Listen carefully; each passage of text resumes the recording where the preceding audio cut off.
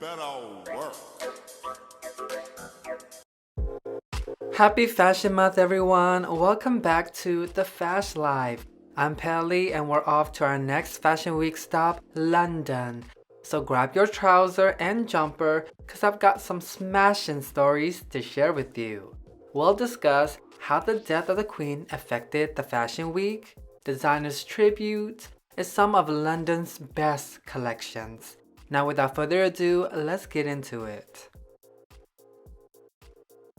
Just before the start of London Fashion Week, Queen Elizabeth II died at 96 years old, and her death loomed large over the entire country. As the country enters mourning period, London Fashion Week faced a dilemma as it coincided with the Queen's funeral, leading to some discussions about postponing and even cancelling the whole Fashion Week altogether.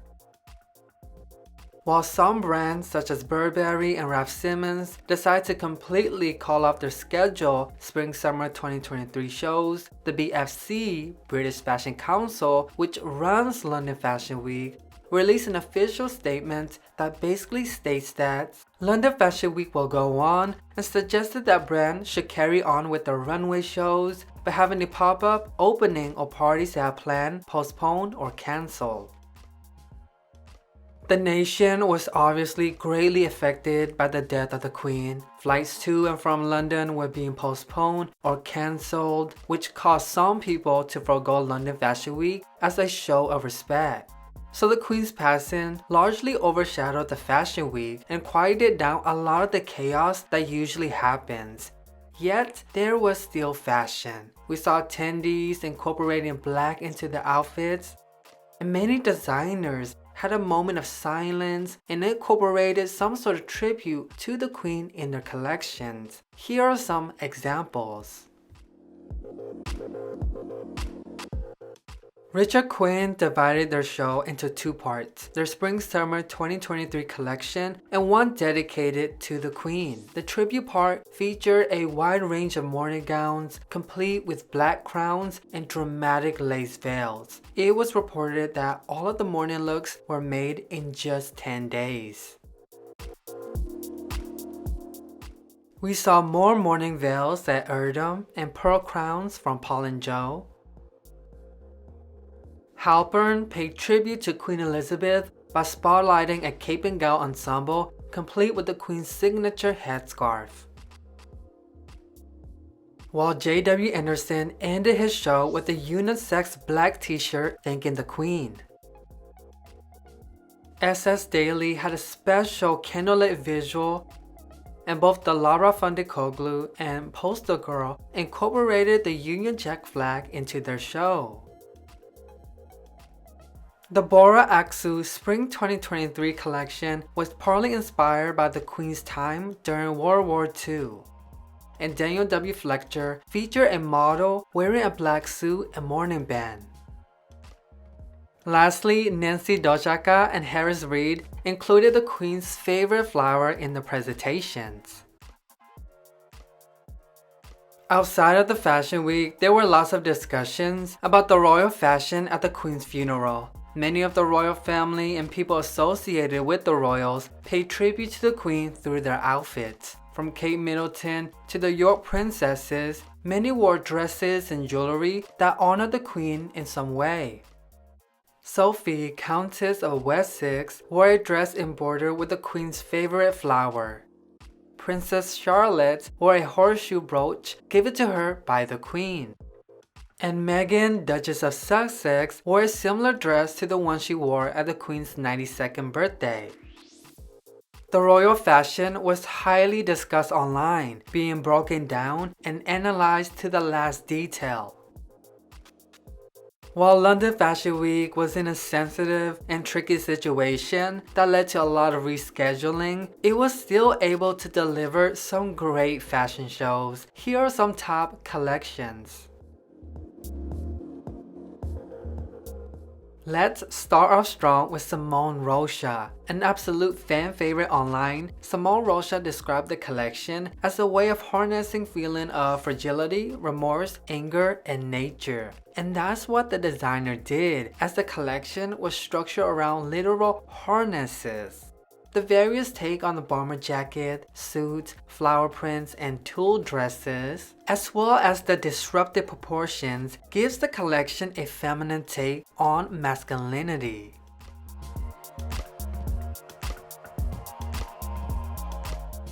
Featuring a tribute to Barbie, the latest Hawthorne collection was inspired both by what Barbie will wear in her dream house as well as the designer's own mother's wardrobe.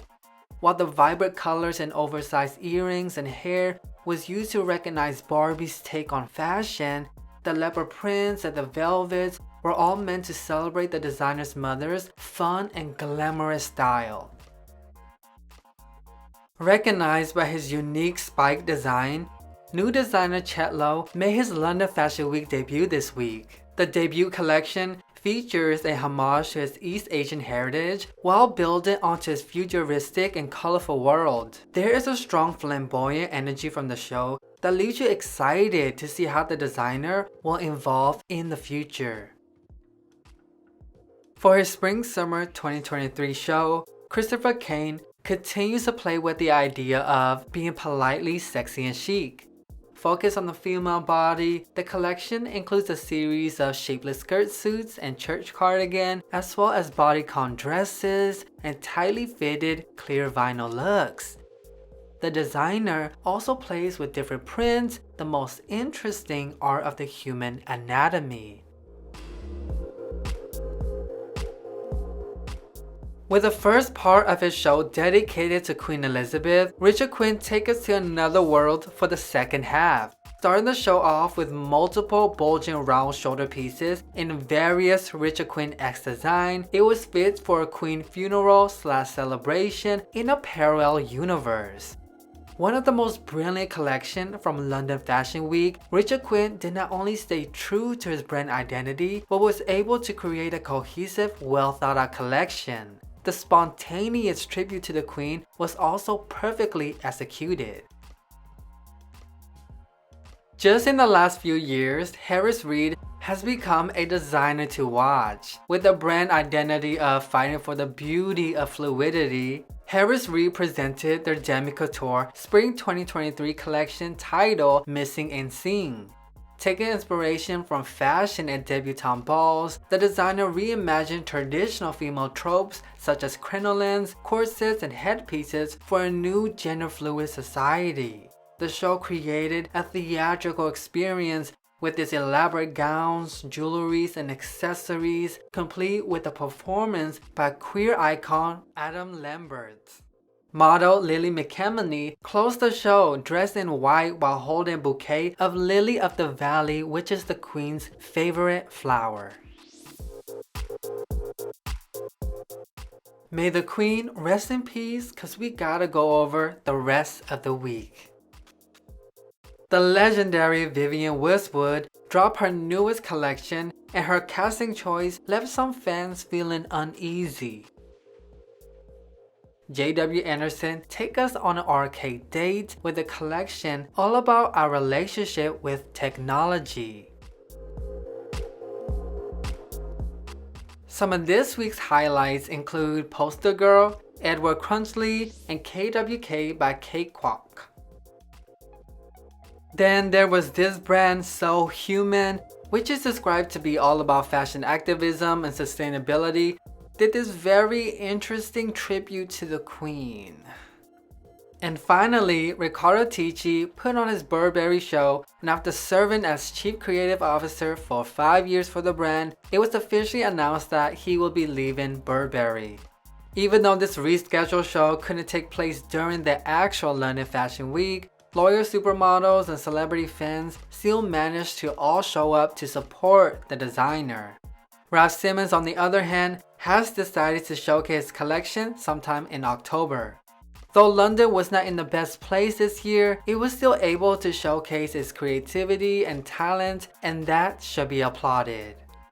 Now, let's lay this year's London Fashion Week to rest and move on to Italy, where there's madness in Milan. Well, this is the end of the video. Thank you so much for watching. I hope you enjoyed this breakdown of London Fashion Week. Next week is all about Milan. Please comment your favorite moments down below, and don't forget to like and subscribe for more fashion related videos. I'm Pelli, have a great weekend, and remember to keep living that Fash Life. Bye!